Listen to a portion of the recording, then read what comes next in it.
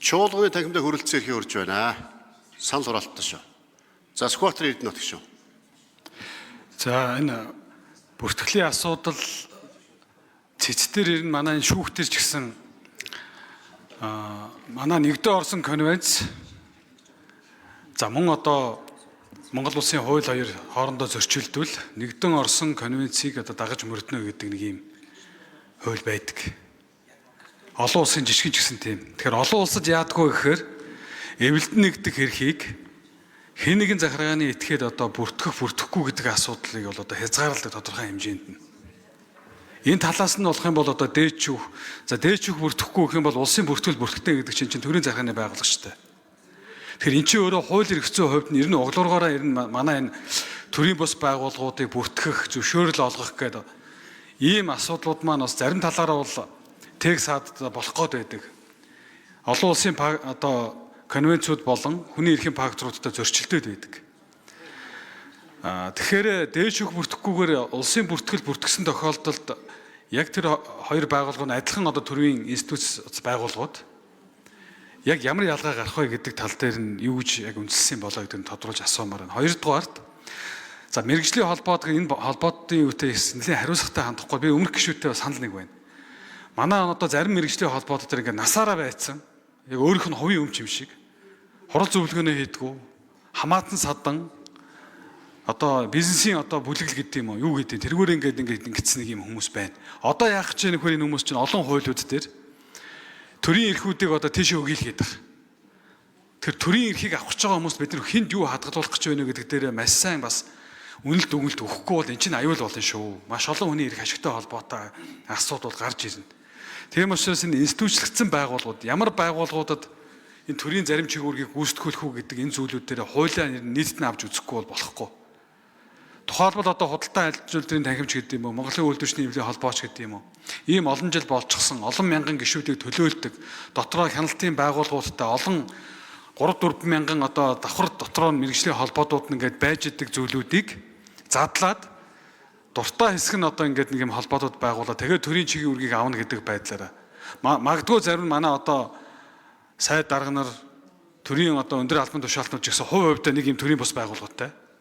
Тэгээд тэргүүндээ нэг талаасаа одоо эрх шилжүүлээд нөгөө талдаа өөрөө тосоод авдаг ийм зөрчлүүд байгаа юм биш байгаа. Тийм учраас энэ дээр бол одоо бид нар бол нэлээд нухацтай авч үзэхгүй болохгүй. Би ер нь бол дээд шүүх ингээ бүртгэх гэдгийг бол одоо хүлээж авах нь зөв. Гэхдээ энэний дараа ингээ хайчих болохгүй. Улсын бүртгэл нь хайна гэдгийг дахиад хуулийн дээрээ бид бүхэн өөрчлөлт дахиж авч үзэх ийм асуудлыг яригдуугүй юу цэцтэр ирнэ бол. Тэрийг тодруулж асуумаар. За Отгон шарын Батнайрамд гишүүн хариулъя. Хууль зүйн байнгын орон дарга, эдийн засгийн байнгын орон дарга бас одоо байнгын орон санал дүгнэлттэй холбогдуулж асууж байгаа. Тийм болохоор хариултах ёстой шүү. Зөвхөн одоо итгэмжлэн төлөөлөгч бүх юмыг одоо тийм үү хариулнаа биш. Мэргэжлийн байнгын орон өөрсдийн байр суурь санал дүгнэлтээ бас илэрхийлж явах ёстой.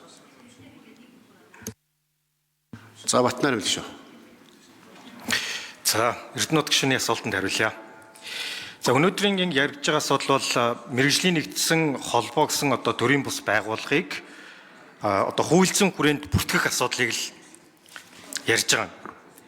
Тэгэхээр энэ бүртгэх чиг үүргэм нь гүйцэтгэх засаглалын одоо тэр төрийн захиргааны төв байгууллага эсвэл төрийн захиргааны байгууллага дээр байх уу эсвэл одоо мэргэжлийн нэгдсэн холбоодын тухай хууль дээр заасанчлан улсын дээд шүүх, хяналтын шатны шүүхийн үндсэн чиг үүрэг дотор байх уу гэдэг асуудал яригдж байгаа л да.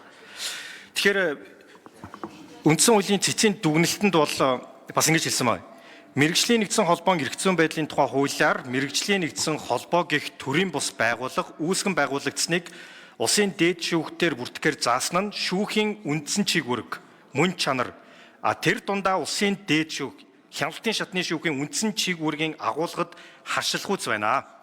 За нөгөө талаар гүйцэтгэх эрх мэдлийн чиг үүргийн асуудлыг шүүх эрх мэдлийн байгууллагад хариуцуулсан нь үндсэн хуулийн эрх мэдлийн хуулилтын зарчимтай бас зөрчилдөж байна. За мөн одоо эрх зүйн онол одоо хууль зүйн чиг үүргийн хүрээнд бол шүүх эрх мэдлийн чиг үүрэгтэй зөрчилдөх үр дагавар үүсгэр байна гэж заасан байна.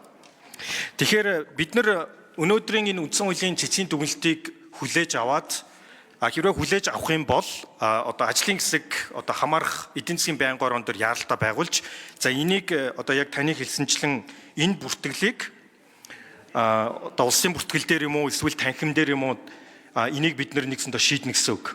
Гэхдээ энийг бол ажлын хэсэг байгуулад дахиад одоо мэргэжлийн нэгдсэн холбоотын эрх зүйн байдлын тухай хуулинд нэмэлт өөрчлөлт маягаар одоо хуулийн хугацаанд нь багтааж оруулж өөрчлөх шаардлагатай байлаа.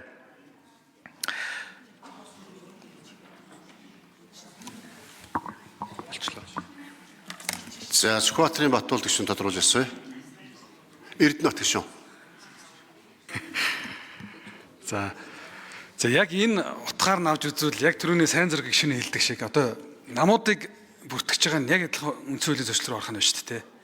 Тэгэхээр энийг бол нэлээд сайн бид бүхэн бас нухацтай авч үзмээр л болох юм байна да гэж бол би хэлмээр байна. Нөгөө талд нь улсын бүртгэлийн газрыг өөрсдийн яг энэ дүрм болон тухайн мэргэжлийн холбоод юмнууд дээр хяндаг хуульд нийцэж байгаа хэсэг нь хяндаг тийм чадвах гэдэг юм уу энэ субъект юм бий болгож өгөхгүй бол яг өнөөдрийн байдлаараа авч үзээ тэр дүрмийг хянаж үзээ тавьдгаар явах юм бол яг тийм чадвах бүтэц юу бол байхгүй. Тийм учраас энийг бол би давхар энэ бүртгэлийн тухай хууль болон бусад энэ бүртгэлтэй холбоотой төрийн бус байгууллагуудыг нам шашин энэ үйл төчний хэвлэл танхим мэргэжлийн холбоотыг бүртгэх асуудлыг нэг цогцоор нь авч үзэхгүй бол болохгүй юм байна. Тэгэхгүй бол мэргэжлийн холбоотын ингэн за нам бол болно эсвэл танхим болно болохгүй гэдэг ийм хоёр юу байж болохгүй.